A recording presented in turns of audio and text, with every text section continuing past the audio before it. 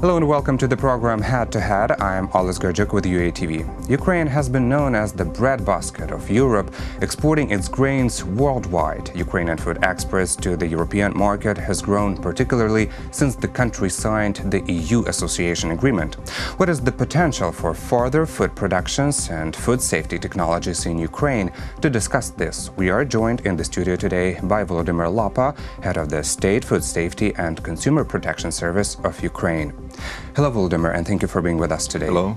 So, first of all, from your professional experience and the position you hold, how would you evaluate the quality of Ukrainian food products in terms of safety? If you're talking about quality and safety, it's more or less good. Of course, we have problem, but any country in the world, I would say, have problem from time to time. But Ukrainian products, if you're talking about grains, well known in the world market, and we export our grains to almost 100 countries about the globe. Of course, a little bit different picture with livestock production, but even in this sector, we have possibilities to export to many markets, including market of European Union, and that means that Ukrainian system of safety recognized by our trade partners. Mm-hmm. But on the world scale, what place does Ukraine take in terms of food safety again? There is no ranking like general ranking of food safety. Okay, but what is the potential of Ukraine to become a good exporter? Any country in the world has its own system of safety, and there is no good, no bad system because each country has its own specific. But I would say that our ranking is like moderate level, not well-known, not high quality, high safety product. But if you're talking about comparison of price and quality and safety, we have very good position in the world market. What and how many protocols on regulation of food safety are functioning in Ukraine? Well, it's very complicated legislation, starting from primary legislation. I mean, it's competence of Ukrainian Parliament, Verkhovna Rada. We adopted a few legislative acts which approximated to legislation of European Union. First of all, it's law on food quality and safety, which adopted in 2014. Last year, in May, Ukrainian Parliament adopted law on state control, and in December on feed hygiene. And we are in the process of approximation of legislation. I would say that if we compare our legislation with the European Union, we approximated legislation at the level of roughly 40%. We have to do it in the future. We have a governmental strategy of approximation. What is the strategy about? What is lacking? It's like a specific plan which regulates and directive of European Union we should approximate and in which time. Mm-hmm. What about international standards in Ukrainian food industry? Each country has its specific requirements. So, of course, there is like general requirements, standards of Codex Alimentarius in food safety, but each country has its own specific requirements. And, for example, when we export our production to European Union, we should satisfy requirements of European Union. Of course. If you're talking about China, that's Chinese requirements. Let's talk about European Union. That's more or less the same in general, but there could be specific topics with in different countries. Mm-hmm. But let's talk about European Union. Ukraine, 2 years ago, the free trade agreement between Ukraine and European Union came into force. How did it change the situation? How did it influence the food industry in Ukraine? First of all, I told about specific of export, especially if you're talking about export of livestock commodities. We should satisfy to requirements of imported country. We conduct and agree a form of veterinary certificates. Sometimes, especially if you're talking about European Union, we should conduct few checking procedures. European inspectors visited Ukraine and checking system of Ukrainian state control and production. And only in case if they will show that Ukraine can implement European legislation in practice, some facilities can export such production to European Union. In fact, if we're talking about very specific issues, for example, residuals of different chemicals or antibiotics in livestock production, there is specific regulations of European Union, and we are at the stage of discussion with Ministry of Health, and I expect that during this year such specific provision of European legislation will be implemented in Ukraine. It's a process. But now, are there some hazardous substances still used by Ukrainian farmers that are forbidden in the European Union? There could be only minor issues, because in general regulation more or less the same, but there could be different level of residuals in Ukraine and in European Union. I would say that we have comparatively good system, and we should adopt legislation just more precisely. Mm-hmm. What about the quality of the products? How much does it differ between the products produced in Ukraine for Ukrainian consumers and products produced for export? If you're talking about export, I told that we should check facilities, enterprises according to legislation of imported country, and of course there could be some difference. I would not say that it's big difference. As I said, we have system of control and we have our own legislation. Sometimes it's former Soviet legislation, sometimes a new regulation which adopted during previous 20 years. But I would not say that we have big changes in the requirements. And in any case, if you're talking about, for example, about facilities which can export livestock production to European market, that's more than 100 Ukrainian enterprises. And of course, if they sell their production to European market, they sell the same production to Ukrainian market. And each year we have increasing of number of such facilities, and that means that each year, especially taking into account approximation process, Ukrainian consumers will have more and more the same products as European consumers. Mm-hmm. So the quality will grow and will match the European quality of the products as well. Okay, but what products do we export the most and where? If you're talking about grains, that's almost all countries which import grains in the world market. Specific markets or key target market for Ukrainian grains, it's South Europe, North Africa, Middle East, and East-South Asia. If you're talking about livestock products, markets more or less the same. We have access to European market for such kind of products as dairy products, poultry products, honey. We also export our livestock production to African market, to some African markets, again Middle East and South Asia. But it's a process because we opened a lot of markets, but Ukrainian business requests more and more markets. Speaking about honey, some of Ukrainian farmers complain that the tax-free quota for export to the European Union is not high enough. How does the state react to that? If you're talking about access to the market, we have two lines of regulation. First line, that's SPS issue, that's like veterinary requirements or food safety requirements, and also a tariff issue. And especially if you're talking about European market, they have comparatively high import tariffs and not such easy to access to the market with such high tariffs. That's why there is still some quota for. That's why such import quotas important for Ukrainian producers.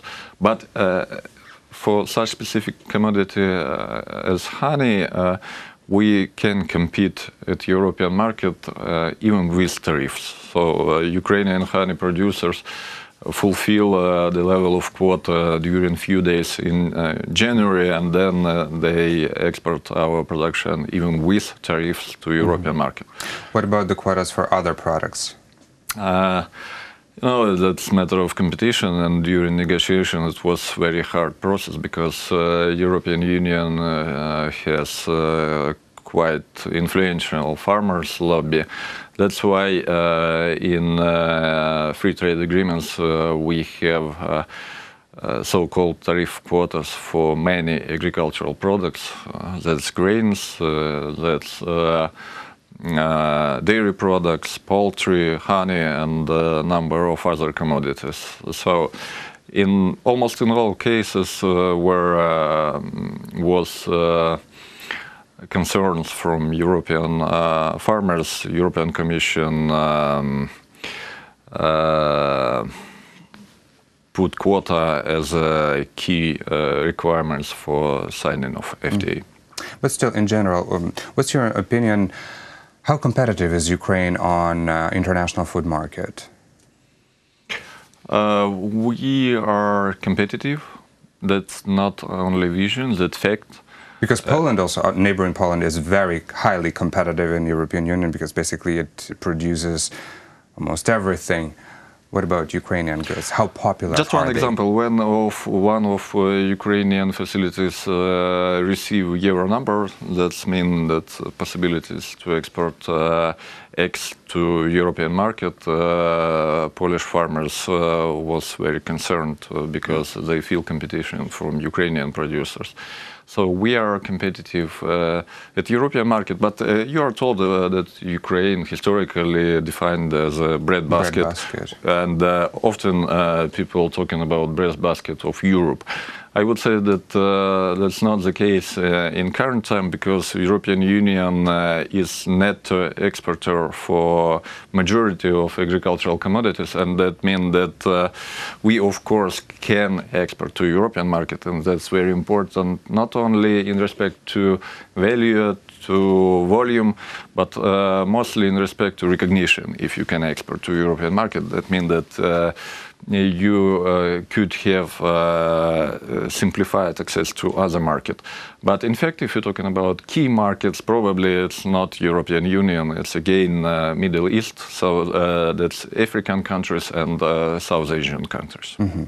If the Ukrainian producer has an access to European or Asian market, how does it influence the price on in the domestic market? That's competition, and of course, as much you can export, as much competition, and that's the reason to have a little bit higher prices here in Ukraine. Here in Ukraine, but it's world market. We had the opposite scenario. For example, after starting of war with Russia, we lost Russian market, and historically, Ukraine exported 70–80% of dairy products to Russian market, and there was huge decrease in of prices at Ukrainian market, and that means that such decrease of prices. Decrease. If you're talking about situation, for example, 3 years ago, but access to market provide market prices to Ukrainian producers. Well, I remember Natalia Mikolska, Deputy Minister of Trade and Economic Development, was saying that in 2016, Russia was still among top 5 the biggest trade partners of Ukraine. What about the results of 2017? Did the situation change, and do we still keep the trade with Russia on the same level? That's more about general statistic. Of course, we are independent from Russian market for many commodities like energy products. But if you're talking about agricultural products, such dependence is not such higher now. We have a limitation according to governmental ban, the number of commodities banned from Russian Federation to Ukraine, I mean import banned, and the same situation if you're talking about export of Ukrainian commodities to Russian market. And of course we have veterinary requirements, for example, Russian territory is not healthy for many animal diseases, and that means that in addition to official limitation for export, we have also our own episodic limitation. So there is no trade in food industry? No big trade, I would say. Okay, no big trade. Coming back to our topic about food safety and the quality of food, which categories of products in Ukraine tend to improving their quality lately, and which ones are which ones are the most dangerous, so to say? I would not rank in the specific commodities, because that's a question about system. We are in the process of approximation legislation, and ideally we should have the same system when each producer should comply with legislation which will be adopted to European legislation. If we're talking about experience of Eastern European countries, such way took about, as a minimum, 5-7 years of transitional period. So that's not only about legislative requirements, that's also about possibilities for competent authorities to fulfill such requirements at the level of state control, and especially about possibilities of business. They should invest money in improvement of technology. But what legislative regulations are lacking here in Ukraine still? What procedures should be implemented? For example, according to European legislation for high-risk commodities, such as raw meat, the frequency of checks should be one time per 3 months or one time per half of year, because it's high-risk commodities, it's high-risk facilities. According to previous Ukrainian legislation, we had possibilities to check facilities not often than one time per 2 years. And, one time per 2 years. And last year, as I said, Verkhovna Rada adopted law on state control, and we put European principles, I mean we as a country, Verkhovna Rada put European principles to Ukrainian legislation, but that's not only about frequency, that's about implementation of risk-based control. So the frequency of checks should depend on type of commodity, type of your activity, and results of historical checks. And then each facilities will have its own frequency of checks. We are the process, and the majority of key issue of European legislation adopted in Ukraine, but many specific issues we should adopt in the future. And if we will go back to the governmental strategy, the final date of approximation mentioned as 2021. Probably there will be some kind of transitional period, but till 2021, legislation should be adopted to European one. Also, recently the government presented the roadmap of reforms to be implemented within the next 2 years, and among the initiatives there is a bill that would require all the food producers to list every ingredient. And how does it function now in Ukraine? We have requirements, but it's not very strong. We are talking probably about draft of law on information for consumers. Yes. It was in Verkhovna Rada, but Parliament sent it back to Agricultural Committee for additional work. And we are at the stage of communication with business community and with Agricultural Committee. Probably within a few weeks we will have a new or adopted edition of this draft of law, and we hope that Verkhovna Rada will be able to adopt this law during this year. If you're talking about specific requirements, you as a consumer can see the labeling of food products, and sometimes even for myself, I have quite good eyes, but I cannot read the specific ingredients with this small size of the letters. Small size of the letters, and there is quite simple but specific requirements. Consumer should know what he will buy. Should be able to read that. Should be able and should be able to conduct a real choice with understanding of quality products and price. Then it will be real choice. And that's what we are talking about, specific requirements of European legislation. That's not about changing of all the systems. That's very specific requirements which provide for consumers additional guarantee. Well, let's hope that these requirements will come into force very, very soon. And unfortunately, that's all we have time for. But thank you so much for this interesting conversation. Thank you very much. That was Volodymyr Lapa, head of the State Food Safety and Consumer Protection Service of Ukraine. Thank you for watching UATV.